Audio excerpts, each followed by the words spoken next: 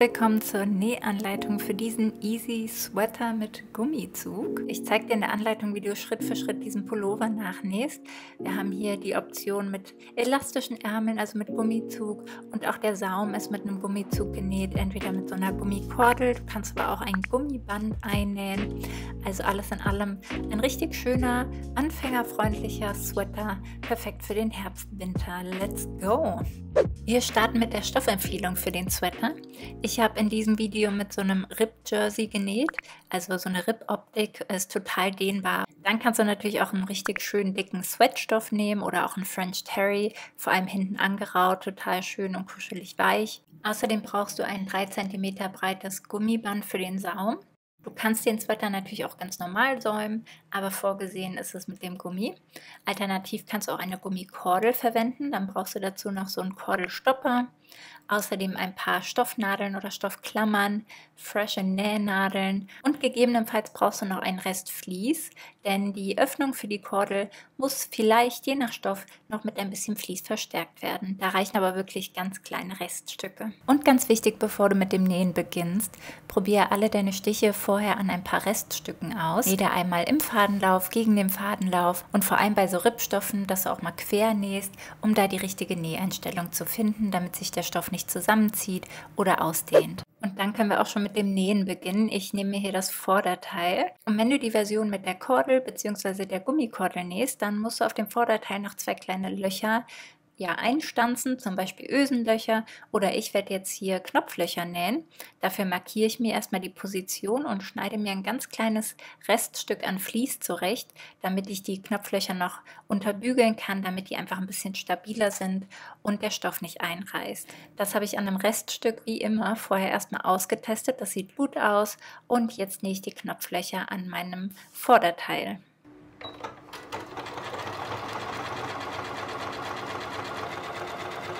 So sieht das jetzt aus. Ich habe hier das Vlies noch ein bisschen zurückgeschnitten und dann kann ich die Knopflöcher einfach öffnen. Jetzt lege ich das Vorderteil und das Rückteil rechts auf rechts aufeinander und schließe die Schulternaht. Das kannst du entweder direkt mit deiner Overlock machen oder du nimmst deine Nähmaschine mit einem Drahtstich und dann kannst du das mit einem Zickzackstich oder mit einem Overlockstich versäubern.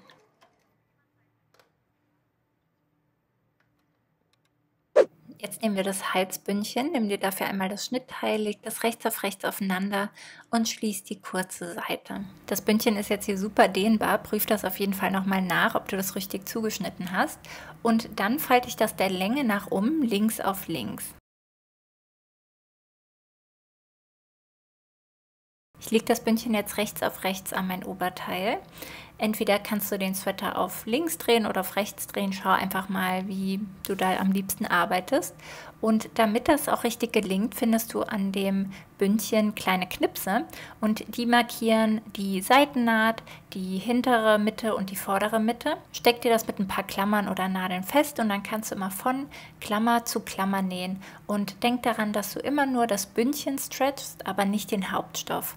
Und so solltest du das schön gleichmäßig ringsherum annähen. Je nach Stoff kann es sein, dass die Naht hinten absteht, beziehungsweise damit dann auch das Halsbündchen etwas komisch fällt. Deshalb steppe ich das jetzt nochmal von rechts ab.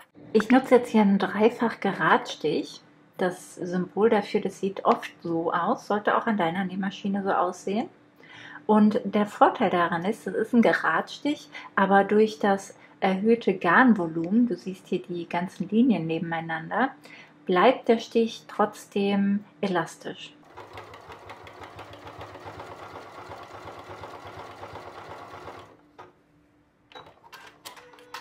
Und so sieht es jetzt aus. Das ist ein Geradstich, aber der bleibt halt schön elastisch.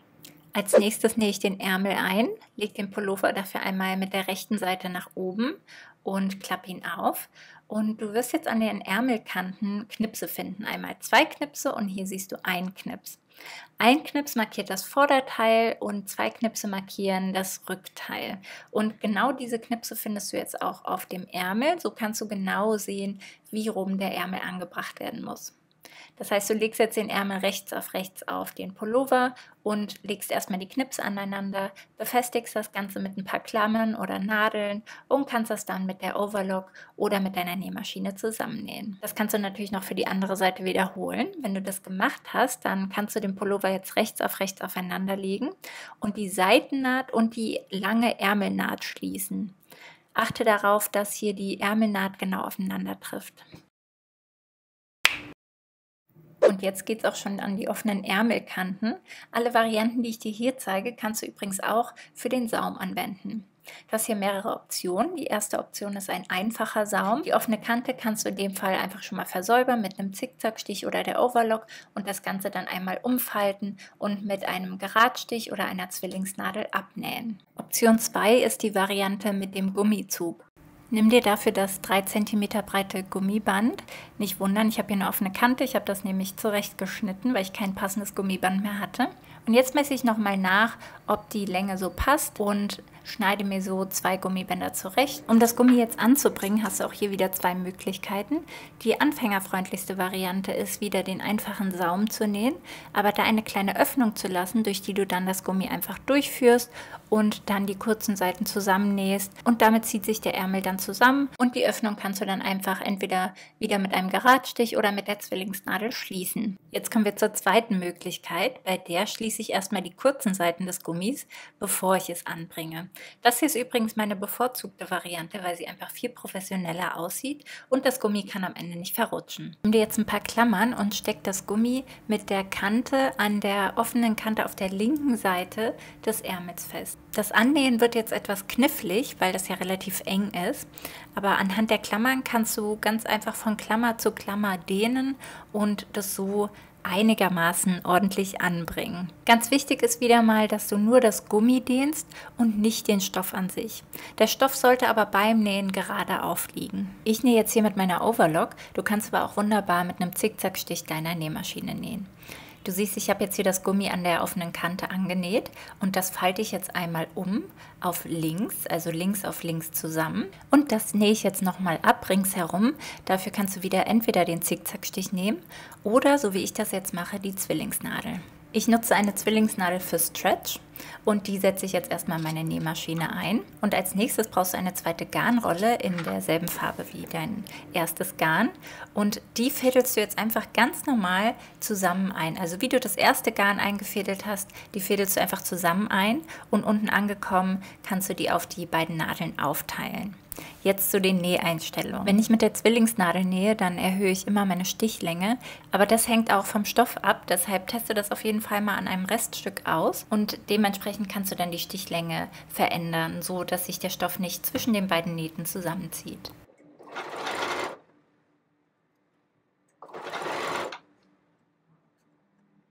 Und so nähe ich das Gummi jetzt einmal ringsherum ab und ich versuche dabei die offene Kante von unten einzufangen. Das heißt, ich nähe von der rechten Seite und versuche mit dem Unterfaden das Gummi zu versäubern. Und das sieht jetzt am Ende so aus. Ich finde, das Ergebnis ist richtig schön ordentlich und professionell geworden. Und dann habe ich noch eine dritte Variante und das ist die Variante, den Ärmel mit einem Bündchen zu nähen. Nimm dir dafür das Bündchenschnittteil und leg die kurzen Seiten rechts aufeinander und schließ diese einmal mit der Nähmaschine oder deiner Overlock. Probier das Bündchen nochmal kurz an, ob dir das so passt oder zu eng oder zu weit ist. Das kannst du gegebenenfalls nochmal anpassen.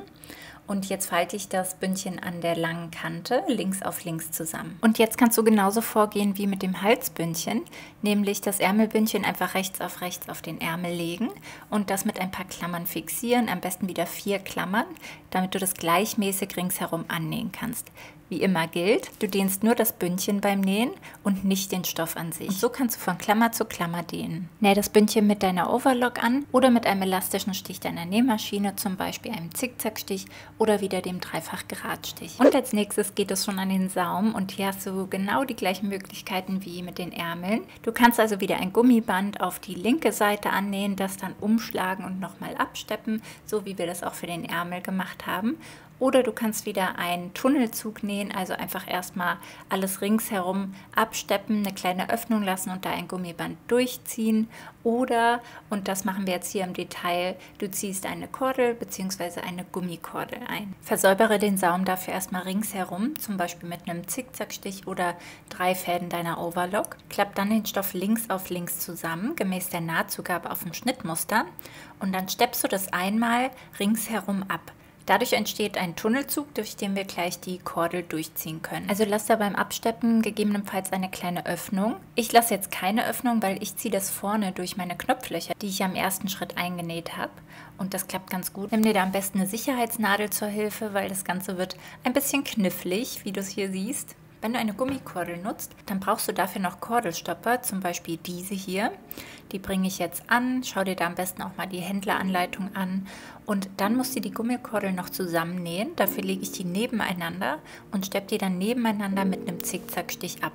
Und damit ist dein Pullover fertig. Ich hoffe, er gefällt dir. Lass gerne ein Like da oder abonniere sogar meinen Kanal. Hier findest du noch eine passende Hose dazu. Das ist so eine gemütliche Yoga-Hose, die ist ein bisschen ausgestellt.